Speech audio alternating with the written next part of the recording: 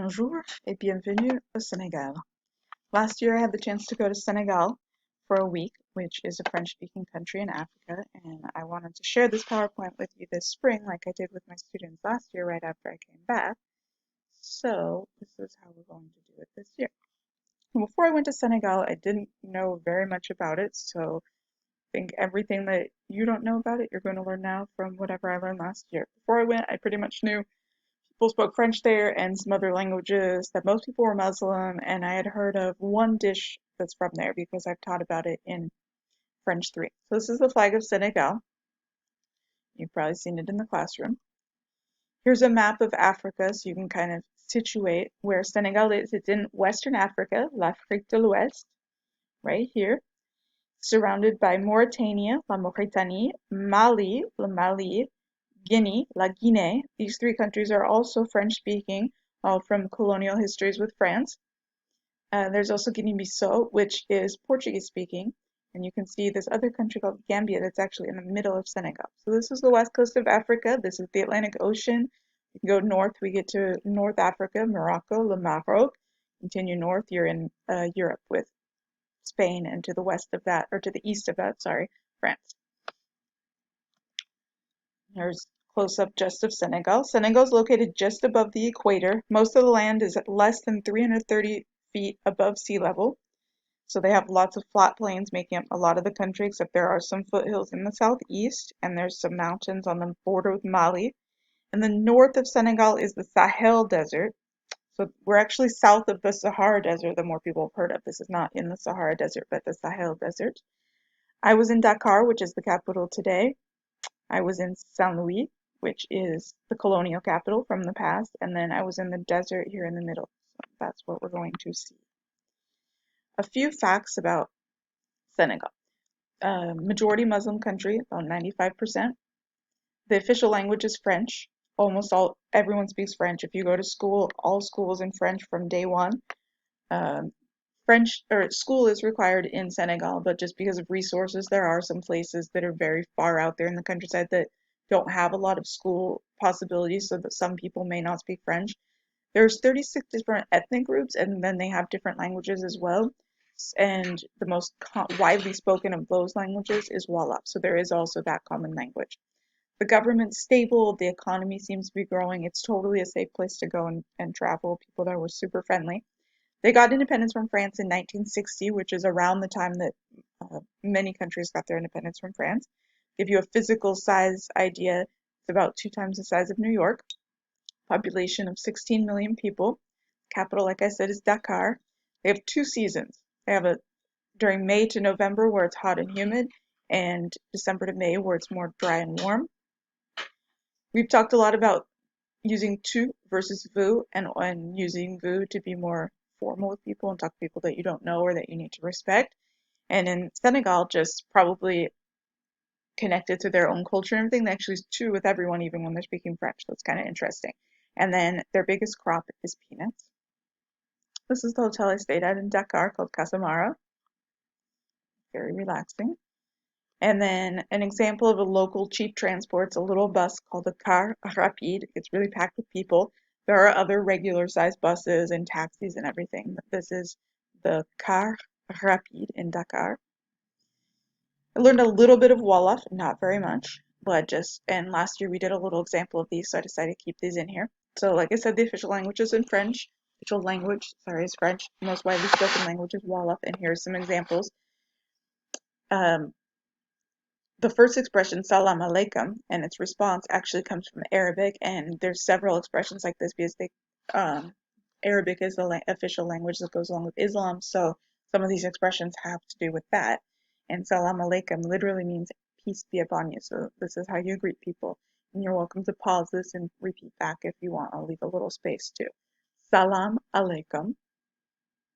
And the response is wa alaikum salam. Wa alaikum salam. Now you actually know how to greet people in Arabic also. And greetings are actually really important in Senegal. The longer that you kind of stretch out this little greeting, the more kind of polite you're being and everything, even with random people on the street. And you can ask about their family. How's your sister? How's your brother? Stuff like that, and you're showing more respect. At a minimum, it seems like even someone you don't really know, you're just passing the street, you're gonna ask, "How are you?" Nanga def, nanga def, and the response, mangifi, mangifi. To ask, "What's your name?" No tudo, no tudo. And to tell someone your name, Christina Latudo. Christina Latudo.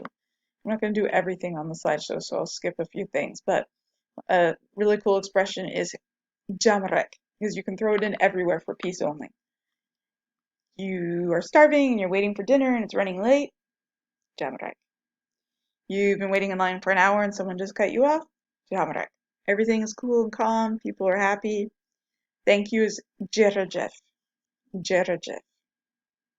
And I'm by no means an expert. So listen to a little bit of a conversation from Matu and Abi, who are guides from Senegal who were teaching us some stuff. They're very enthusiastic, big smiles in Senegal, looking at people while they're talking. We're all gonna hit people now.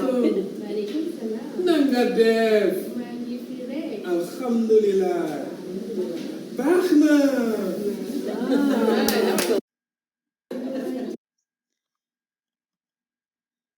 The currency in Senegal is called the CFA, or Communauté Financière Africaine, because there are some other countries that also use this. There is possibly a new currency for the area coming, but I don't think it has gotten into place yet. So you can see coins. And there are some other countries that use the same currency, the CFA. Cameroon, for example. Ivory Coast, for example, La Côte d'Ivoire. I rarely saw any of these coins. The machines would only give me, they also had a $20,000 bill, or not 20,000, oops, 20,000 CFA bill, which is not in this picture. But the only bills I ever saw were the 20,000 and the 10,000 that came out of the ATM, but no one has any change there. So it was really hard to buy things.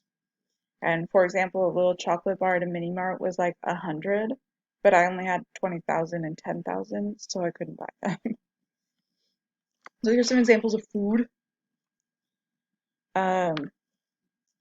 Fish, always the whole fish with the head and everything, which is a whole story to itself about me. There's couscous here on the bottom left that is called ashki, and it's a couscous from the Ivory Coast, and it comes from a tuber.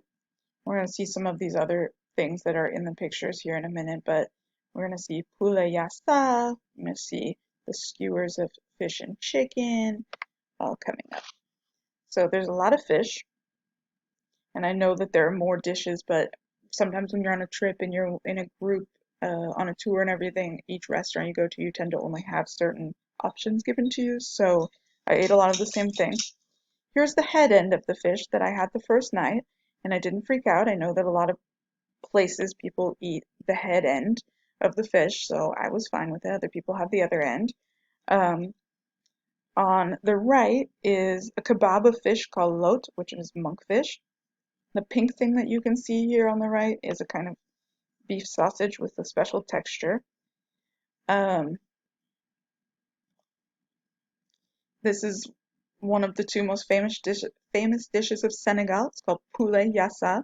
Poulet is the chicken. You could also do this with fish, and then it would be poisson yassa.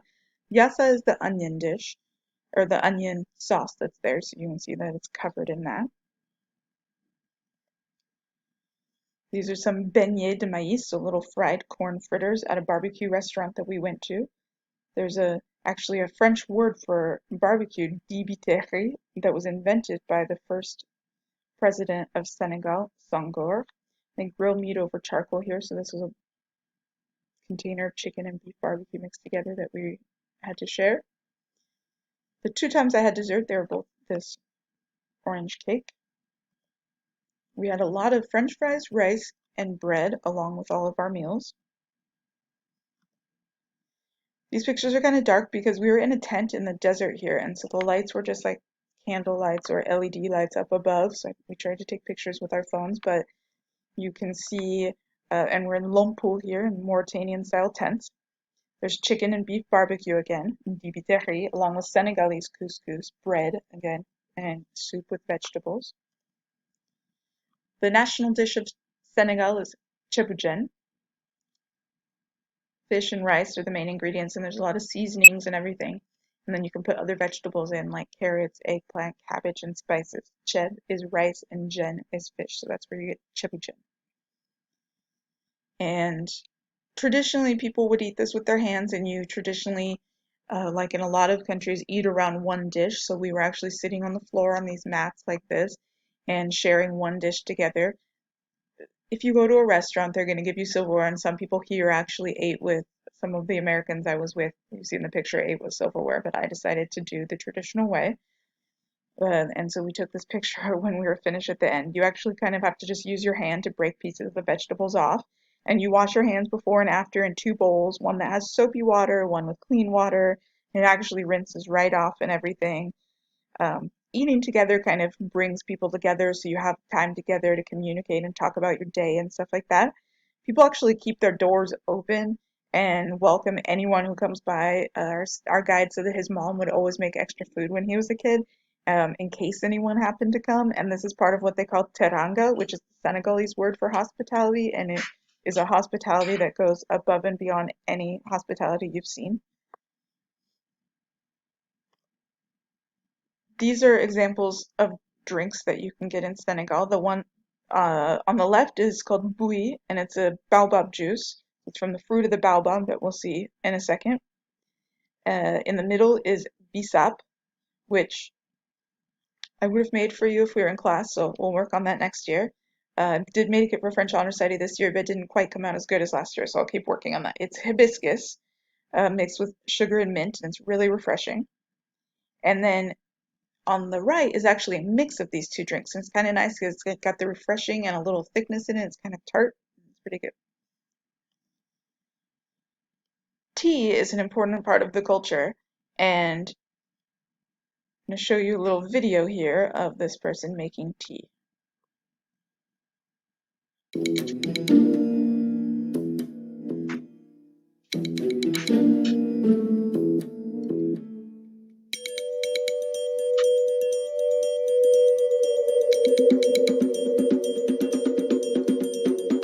Ateya.